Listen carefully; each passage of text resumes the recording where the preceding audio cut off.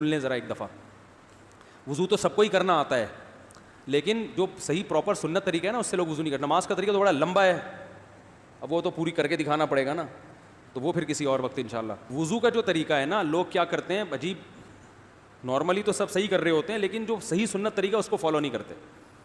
طریقہ یہ کہ آپ نے ہاتھ دھونے کے بعد بائیں ہاتھ سے نلکا کھولا, سیدھے ہاتھ میں کیا لیا, پانی لے کے نلکے کو فوراً کیا کر دیا, چلو میں پانی لے کے. لوگ سمجھتے ہیں نلکا کھولنا تو سنت ہے, بند کرنا سنت. ارے بولو نا یار, نہیں ہے. تو کلی تو سیدھے ہاتھ سے کرنی ہے نا, تو الٹے ہاتھ سے آپ کیا کر دیں گے, نلکا بند. کیونکہ نبی صلی اللہ علیہ وسلم جب لوٹے سے پانی نکالتے تھے تو چلو میں پانی لے کے لوٹے کو سیدھا کر دیتے تھے. یہ نہیں کرتے تھے کہ لوٹے سے لوٹا اسی کیفیت میں اور پانی بہتا چلا جا رہا ہے. تو آپ نے نلکے کو لیفٹ ہاتھ سے کھولا اور چلو میں پانی لیا اور فوراً نلکے کو کیا کر دیا, بہت زور سے بھی بند نہ کریں, اس کا واشر خراب ہو جاتا ہے, بس آرام سے بند کر دیا. کیونکہ وہمی ہوں گے نا, وہ یوں کر کے کرتے رہیں گے, نلکے توڑ دیتے ہیں کہ بھئی ایک قطرہ بھی ضائع ہو گیا تو قیامت کے دن کہیں جہنم میں نہ پھینک دیں ہمیں, اس لیے پورے کوئی نمی بھی نہ آئے, تو تھوڑا سا بند کر دیں, ایک آدھ قطرہ ٹپکنے سے کچھ نہیں ہوتا. یہ لیا آپ نے, منہ میں کلی کی, مسواک کی, مسواک نہیں ہے تو انگلی سے دانت صاف کیے, غرارہ بھی کیا اگر روزہ نہیں ہے, ٹھیک ہے. پھر نلکا کھولا, پھر بند کیا, پھر کلی, اس طرح. پھر نلکا کھول کے دائیں ہاتھ میں پانی لیا, ناک میں نرم حصے تک پانی پہنچا کے اچھی طرح ناک کو صاف. اور نلکا پہلے وہ ویسے ہی بند ہو چکا ہے, اب ناک کو اچھی طرح صاف کریں سامنے والے کا خیال کر کے. آئی بات سامنے, سامنے تو یہ نہیں ہوتا, وہ ہوتا ہے سامنے, اس کا زیادہ خیال کرنا پڑتا ہے کیونکہ بس زیادہ تفصیل میں نہیں جاتا میں. تو چھوٹی انگلی سے اچھی طرح ناک کو صاف کیا, اس کی رطوبتیں نکالی, ٹھیک ہے. پھر نلکا کھولا, دوبارہ پانی لیا, پھر اسی طرح ناک میں بولو بھائی ڈالا, اور نلکا اسی وقت جب چلو میں پانی بھر گیا نلکا اسی وقت کیا کر دیا. اللہ نے 2 ہاتھ اسی لیے دیے ہیں کہ اس سے نلکا بند کیا جائے اور اس سے کیا کیا جائے, کھولا جائے. پھر یوں کیا, پھر 3 دفعہ, 6 چلو پانی خرچ ہوا نا, چلو اس کو کہتے ہیں, 6 چلو پانی خرچ ہو گیا. پھر آپ نے کیا کیا, نلکا کھولا لیفٹ ہاتھ سے, جو اصل طریقہ ہے وہ تو یہ ہے, سیدھے ہاتھ میں پانی لے کے نلکا بند کیا اور سیدھے ہاتھ سے پانی پیشانی پہ ڈال کے دونوں ہاتھوں سے پھیلا لیا. 3 دفعہ اس طرح کیا.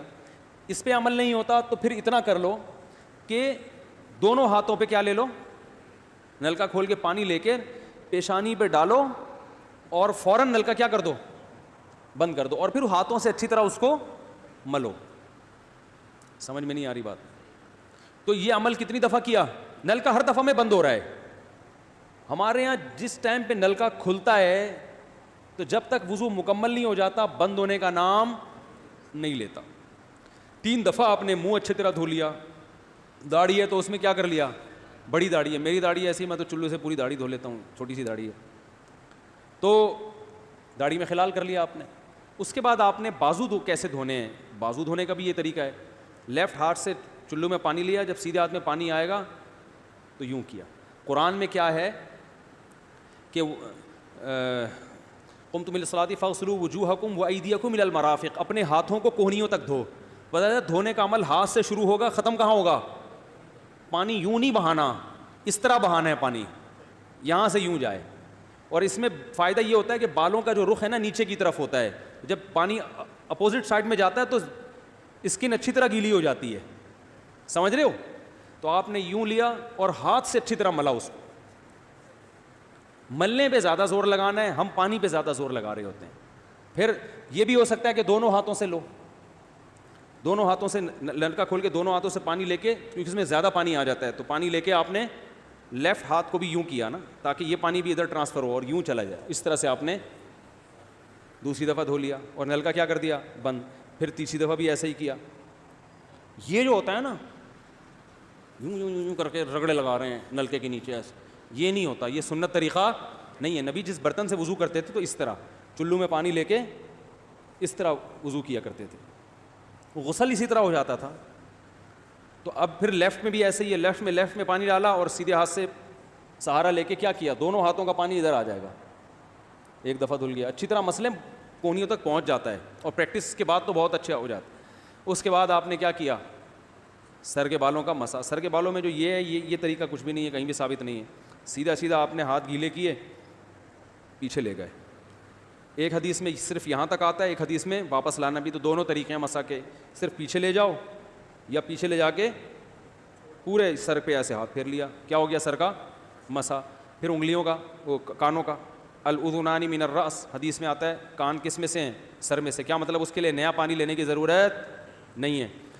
کان کا مسح کیا اور کانوں کی لو کا مسح کیا. گردن کا مسح بہت اختلاف ہے اس میں. احناف کے ہاں سنت, احناف بھی نہیں کہتے, افضل ہے, بہتر ہے.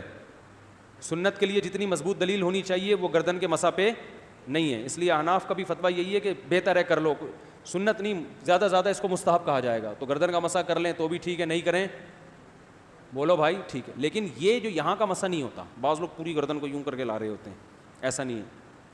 تو گردن کا مسح یہ جو یہاں سے کیا جاتا ہے, یہ پچھلے جانب سے ہمارے حضرت اس کے قائل نہیں تھے, وہ کہتے تھے مسح جہاں بھی شریعت میں ملتا ہے یہاں سے ملتا ہے. تو ان کی رائے یہی تھی کہ اگر گردن کا مسح کرنا ہے تو گدی, گردن نہیں گدی کا مسح وہ یہاں سے کر لے.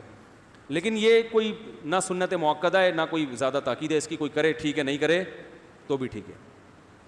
تو اس کے بعد اس لیے کہ بہت سے لوگ اس کے قائل نہیں ہیں تو ان سے بحث نہ کریں, ٹھیک ہے نا. بہت سے لوگ نہیں کرتے گردن کا مسح, بہت سے علماء فقہاء اس کے قائل نہیں ہیں. اس کے بعد آپ نے پاؤں دھونا ہے. تو پاؤں میں بھی یہ کہ قرآن نے کیا کہا کہ الی الکعبین, انگلیوں سے شروع ہوگا اور ٹخنوں تک پانی جائے گا. تو انگلیاں رکھیں نلکے کے نیچے اور لیفٹ ہاتھ سے اس کو اچھی طرح کیا کریں, دھوئیں اور انگلیوں کا خلال بھی کریں. بہت چند سیکنڈ میں ہو جاتا ہے یہ کام. اور پھر نلکا بند کر دیں.